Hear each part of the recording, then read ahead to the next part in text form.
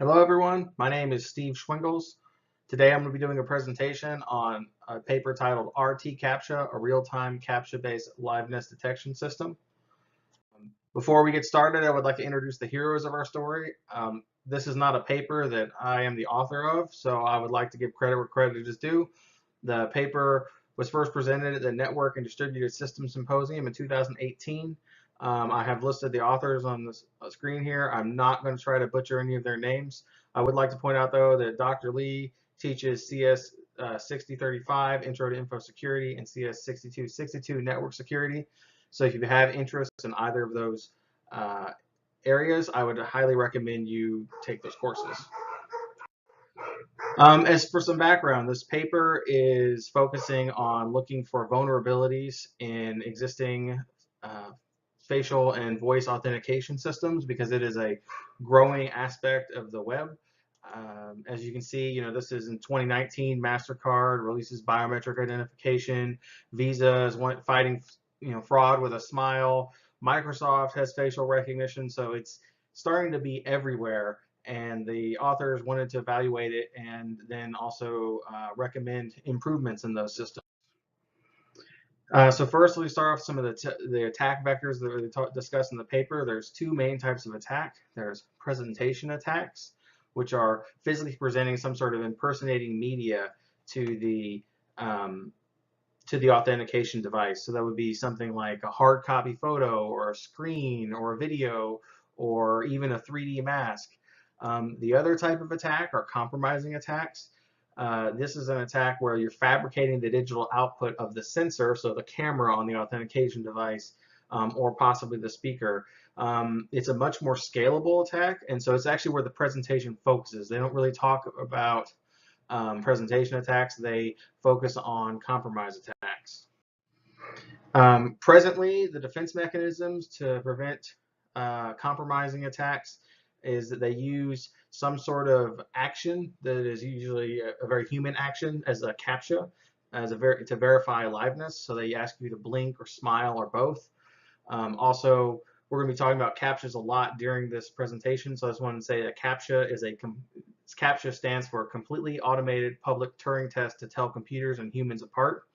We see them everywhere. It's these things that say, please show us that you're not a robot, and all sorts of variants with the lots of weird text or strange looking numbers, but they're designed to defeat computers but be easy for humans to understand.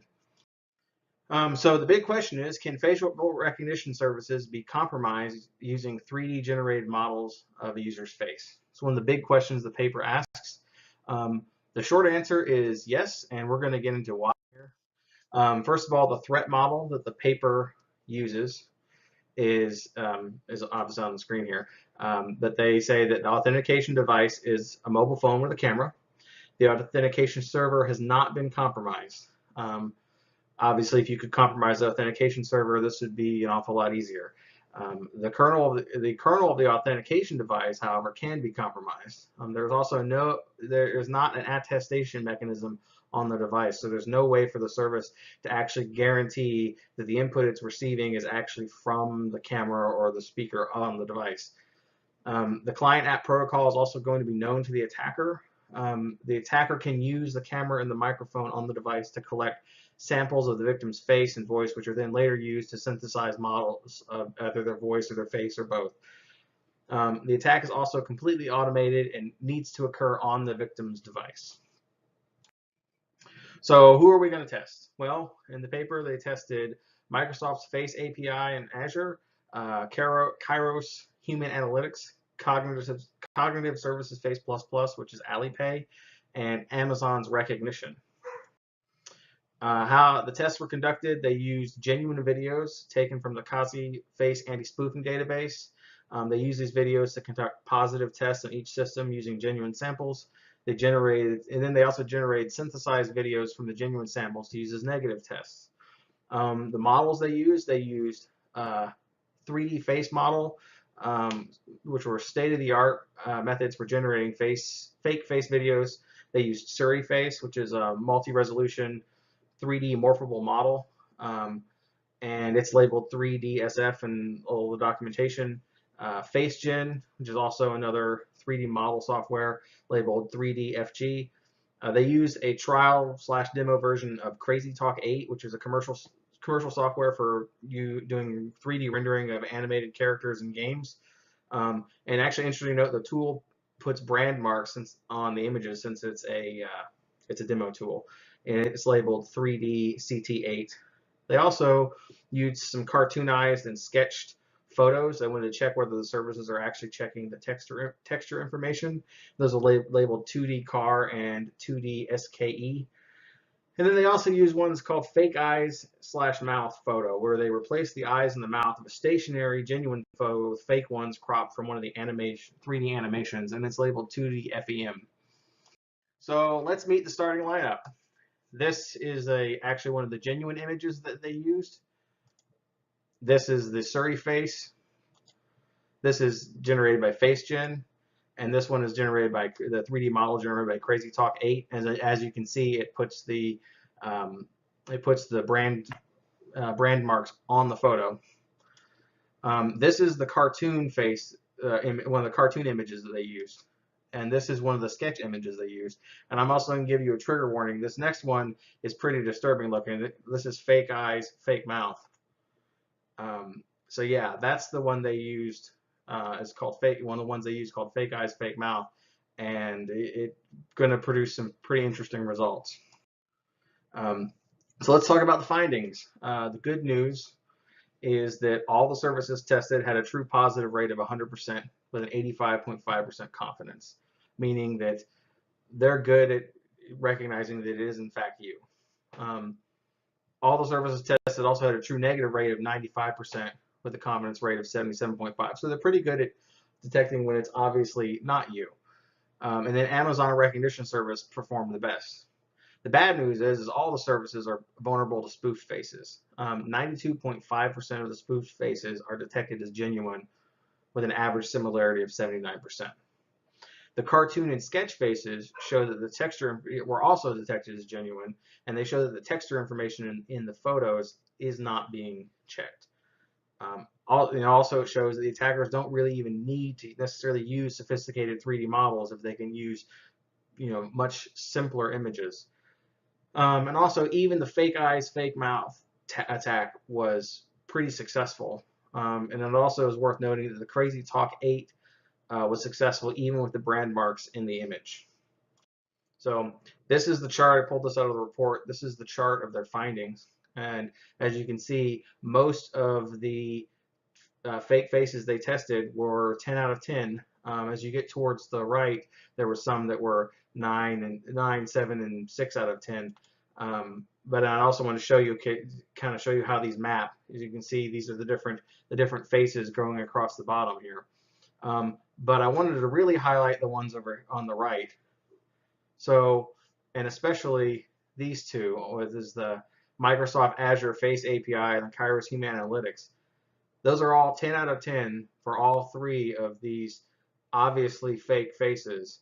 And they're 10 out of 10 with higher confidence ratings than genuine images. So it's kind of embarrassing, I think, for probably those two services. So the other thing they want to test is, can you also do a similar compromise attack on voice authentication? They tested the Microsoft Speaker Identification Service. They used 2 data samples from the ASV spoofing challenge, and those are denoted VASV 1 through 10, and samples using a deep neural network, and those are denoted using VDNN 1 through 7. They enrolled 10 users, 2 from VDNN and 8 from VASV, and they tested the service, the service with 10 genuine samples from each user, and then they tested the service with 7 synthesized samples from VDNN, and that's 10 synthesized samples from VASV. And the findings were as follows: 97% of the genuine samples were identified correctly. However, it's worth noting the worst performing of the VASV samples still had a 28.5% success rate, which if this is a highly automated attack, that would still be a lot of compromises, and it may even still be worthwhile. It also should be noted some of the best samples in VASV had a 90% success rate. And then it's really was surprising to note that all of the samples generated in using the deep neural network had a 100% success rate. So they were actually found to be genuine at a higher rate than the genuine samples themselves, what I thought was actually pretty incredible. All right, so in order to solve this problem of we can't really detect if it's a human being with voice or with blinking or smiling, the authors developed real-time CAPTCHA. It uses voice and facial authentication combined with randomly generated text-based CAPTCHAs to defeat compromising attacks. And I'm going to walk you through the workflow. The first one is a user with the application wants to register or authenticate, and it sends the request to the server, and the server establishes a secure connection with the application. And once that secure connection is established, it generates and sends a CAPTCHA back to the authenticating device, which after it gets the CAPTCHA, it displays the CAPTCHA to the user. It'll be something like this. It'll be a series of numbers or a phrase or letters, and then the user is expected to say it out loud. And so they will say what they would say 197161. Okay, and then while they're saying that, the application is also taking images of them while they're speaking, as well as capturing their voice, and then that's all packaged back up and sent back to the server. Now, the first part of the process, what they do is they do some speech to text on the audio that was given or provided by the user. And that way they can just very quickly verify that the user did in fact actually read the CAPTCHA correctly. Then the next thing they do is they get the response time, how long it took the user to respond to the CAPTCHA, and then they match the response time to see if that response time was below a certain threshold, which we'll get into in a little bit, what that threshold is and why they chose it. But if it's below the threshold, and they go ahead and extract the voice and face features. And for a registered user, then they go ahead and do voice and face verification. If the voice is verified, then the result was returned successful, and it goes back to the user, and the authentication is complete. There's a couple of paths that if they're unsuccessful, for example, if the voice was not verified, or if they didn't match, or they didn't respond within a certain threshold, or if, in this case, if it's a registration, if it's a duplicate face or voice, then it returns a failed result. So the authors developed this protocol, and then they wanted to evaluate it, so they created an Android application. The Android application was used several different kinds of CAPTCHAs, plain text, reCAPTCHA with numbers, eBay with numbers, Yandex numbers, and reCAPTCHA with a phrase.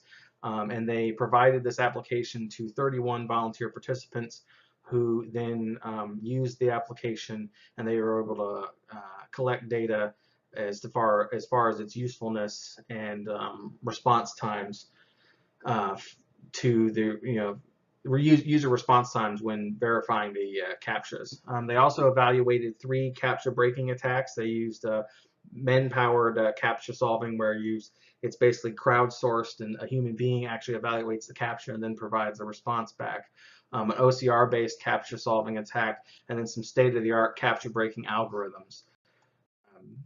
So in their findings, what they found is the average human begins their response between 0.77 and 1.2 seconds, depending on the CAPTCHA. 1.02 seconds, excuse me, depending on the CAPTCHA.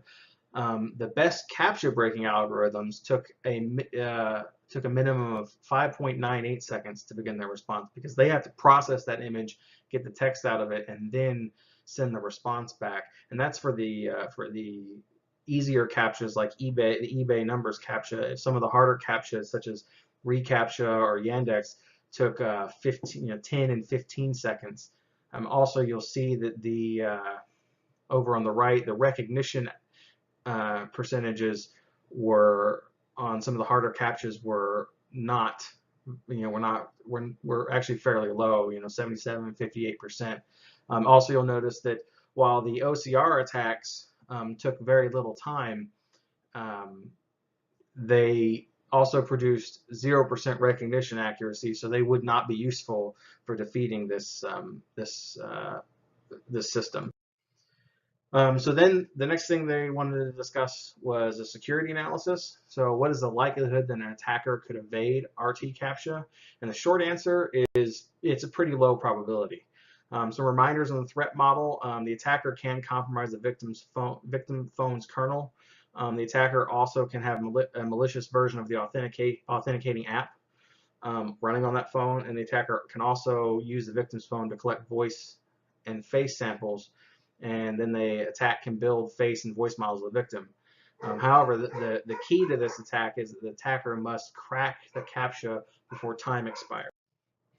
So after evaluating the human responses, they realized that human responses were completed within 3 seconds, about 98, 99% of the time. So in the response timeout, for rtCAPTCHA is set to 5 seconds, which should give a human user plenty of time to respond. Now, they evaluated using a hybrid attack where you use an automated application on the phone, but you use human-powered CAPTCHA breaking, and they found that, however, that would not be feasible because human-powered CAPTCHA breaking takes on average 19.75 seconds to generate the correct CAPTCHA response. So that's going to be way too slow. It's way outside the 5 seconds, so it won't be feasible. And then when you go to machines, I mean, some of the state-of-the-art CAPTCHA breaking algorithms could do simpler CAPTCHAs in 6 seconds. However, the harder CAPTCHAs took 10 to 15 seconds to solve. And it should be noted that none of the machine response times include the time it would take to then, once the CAPTCHA has been broken, generate and synthesize the response of the user actually saying the CAPTCHA out loud, and also their voice has to be synthesized as well, and that on average took about 1.1 seconds. So the 5-second window means that humans should have plenty of time to respond. However, machines are just going to be too slow. And so they felt like that this would be a very secure way of actually testing that it is in fact a human versus a synthesized response from a compromising attack. Future work on this application, they felt like the speech-to-text software is kind of one of the linchpins because it's